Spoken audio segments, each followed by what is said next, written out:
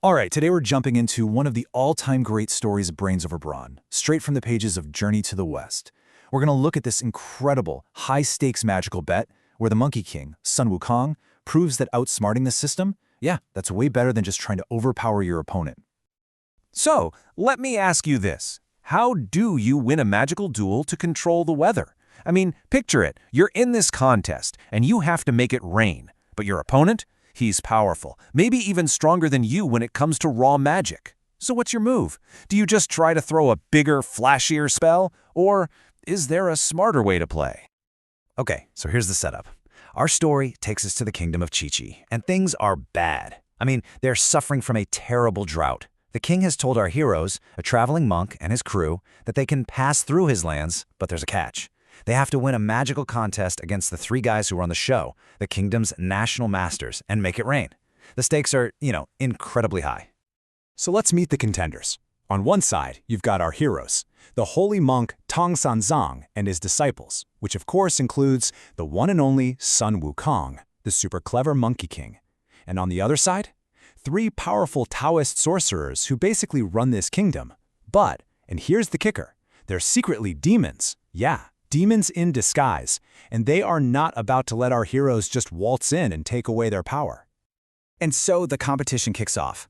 The head sorcerer, a guy named Huli Daxian, which translates to Tiger Strength Great Immortal, so you know he's got an ego. He confidently struts up to this big ceremonial altar to start his rainmaking ritual.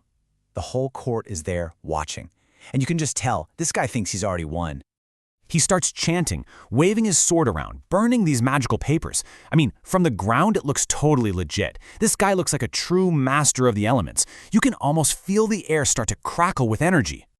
And whoa, it's actually working. All of a sudden, this massive wind just starts blowing through the capital. Dust and sand are flying everywhere, so right away we know this is no parlor trick. This sorcerer has real power. He's pulling off the first part of the storm, and you can just feel the pressure mounting. It's so impressive, in fact, that even Sun Wukong's buddy, Pigsy, who's usually pretty skeptical, is kind of blown away.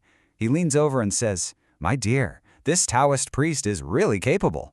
And that, right there, tells you how serious this is. When your own side starts to get nervous, you know it's for real. But Wukong, he's just watching, taking it all in. All right, this is where it gets good. This is where Wukong's genius really kicks in. See, he understands something crucial. He doesn't have to fight the magic directly. Why get into a big, loud magical showdown when you can just, sneak backstage and pull the plug on the whole operation? His plan is to go in and basically rewire the entire system. It's a four-step plan, and it's absolutely brilliant. Step 1, he observes. He doesn't act, he just watches and figures out exactly how the demon's magic works. Step 2, he plucks out one of his hairs and, poof, creates a perfect clone of himself to leave behind so nobody even knows he's gone. Step 3, and this is the game changer. He does one of his famous somersaults and flies straight up to heaven, right to the source of the weather. And then, step 4, he starts issuing some new orders. And this right here is the whole key to his strategy. It's not about magic, it's about management.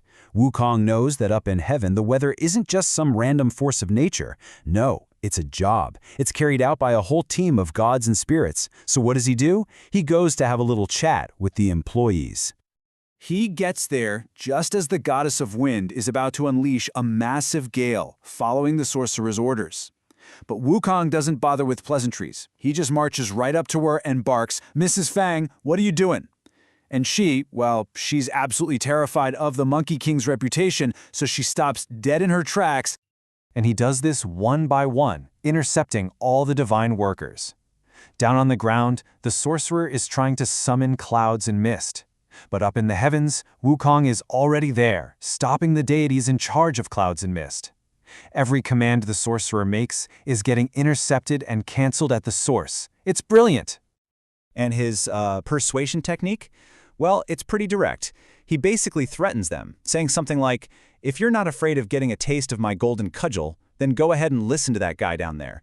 Faced with a choice like that, well, the gods and spirits pretty quickly decide they don't want any part of that, and they just stop what they're doing. But here's the thing, Wukong isn't just stopping the storm, he's hijacking it.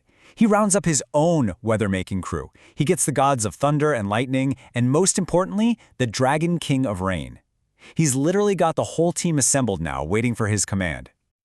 And this is where his famous weapon, the Jingu Bong, his golden cudgel, makes its appearance. But he's not going to use it for fighting, not this time. Today, it's got a brand new job. It's about to become his personal conductor's baton for a celestial symphony. So, once he's given all his orders up in heaven, Wukong zips back down to the ground, totally unnoticed, and just blends back into the crowd. Meanwhile, the demon sorcerer up on the altar is starting to panic. He's wondering why his powerful spells just fizzled out. He has absolutely no idea that a new conductor has just taken over. And the system he puts in place is just so elegant.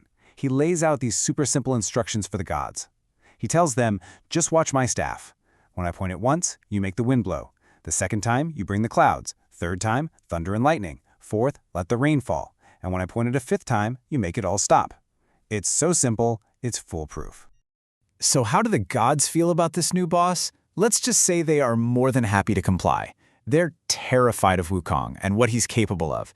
They don't argue, they don't ask questions, they just frantically nod their heads like, yes, yes, we'll do it. He's got total control. And this brings us to the final amazing scene. You have the demon sorcerer up on the altar, still chanting and waving his sword, looking more and more like a total fool because nothing is happening. And then, hidden in the crowd, Sun Wukong just casually points his staff. And just like that, a perfect, powerful storm, the exact storm the demon was trying to create, begins, all under Wukong's secret direction. So let's break down the takeaway here. How did Wukong pull this off? It wasn't about having more raw power or a bigger spell. Nope. He won with pure strategy. He figured out where the real power was, not with the guy on the stage, but with the divine workers doing the job. He understood how the system really worked, and then he used some very bold leadership and, okay, a little intimidation to take it over. And that really leaves us with this final question, doesn't it? What is true power, really? Is it about casting the big, flashy spell that everyone can see? Or is it something else? Is it about quietly understanding how things actually work behind the scenes, and then having the guts to go back there and tell the people pulling the levers what to do? Something to think about.